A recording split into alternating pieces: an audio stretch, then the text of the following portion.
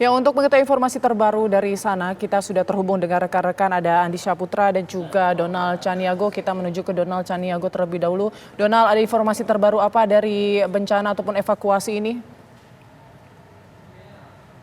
Tempat saya mengabarkan ini merupakan posko induk pengungsian dari warga sebanyak 35 kepala keluarga di Nagari Bukit Batu, Kecamatan Cangguang ini terpaksa mengungsi di sekolah dasar 08 Subang Duo ini, di mana 35 kepala keluarga tersebut merupakan rumahnya hancur atau rusak diterjang banjir lahar dingin yang terjadi pada malam tadi, begitu Putri. Dan kemudian dapat kami kabarkan juga data terbaru dari yang kami terima hingga jelang siang ini tercatat di Nagari Bukit Batabuah ini sendiri tercatat 8 orang warga di sini ditemukan meninggal dunia terseret dari material lahar dingin Gunung Merapi. Kemudian ada 5 orang warga lagi yang berada di Nagari Sungai Pua atau tepatnya di daerah Galuang yang jaraknya sekitar 3 atau 4 kilometer dari tempat saya mengabarkan ini.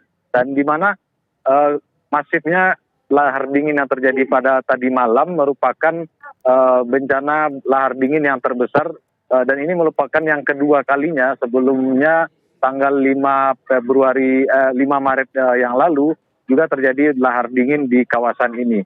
Namun saat ini ada setidaknya puluhan rumah yang terdampak, kemudian puluhan juga kendaraan bermotor seperti mobil ataupun motor yang yang terseret atau hingga hanyut terbawa material banjir lahar dingin yang terjadi tadi malam.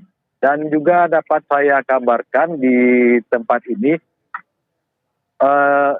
selain 8 orang warga yang sudah meninggal dunia, kemudian 5 diantaranya berada di Kecamatan Sungai Pua.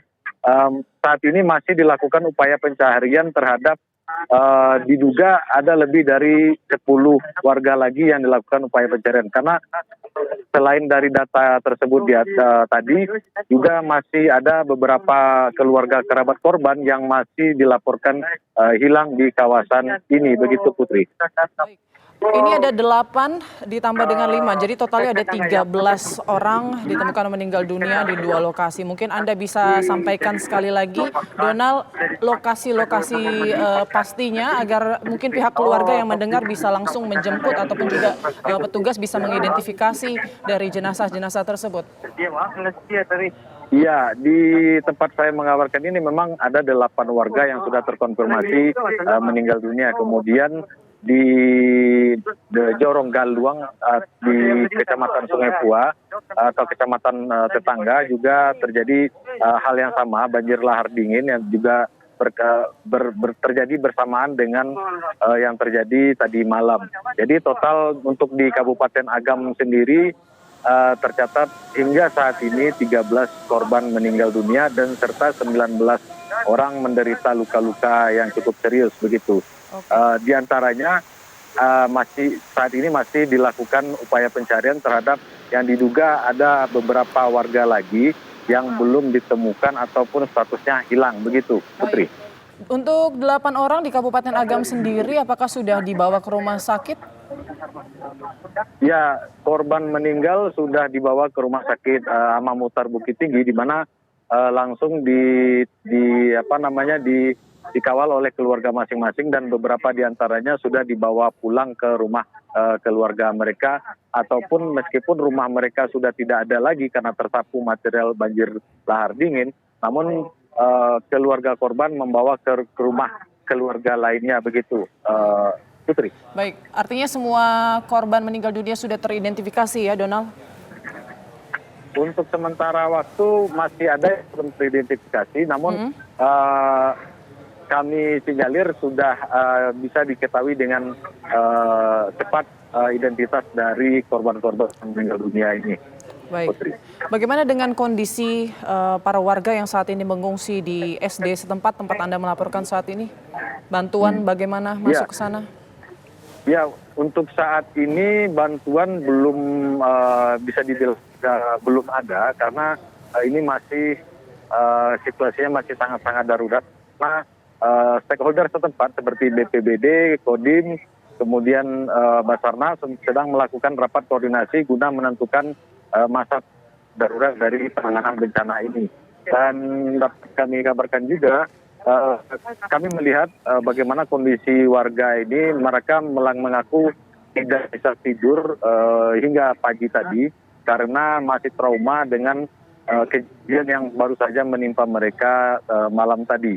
Dan di sini juga sudah berdiri posko kesehatan yang didirikan oleh Dinas Kesehatan setempat, dan rata-rata warga melakukan pemeriksaan tensinya mereka karena rata-rata perempuan usia lanjut ataupun anak-anak ini mulai menderita darah tinggi begitu, Oke. Putri.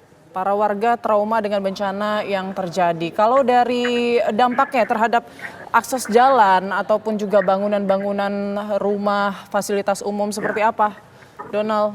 Apakah Ini terputus? merupakan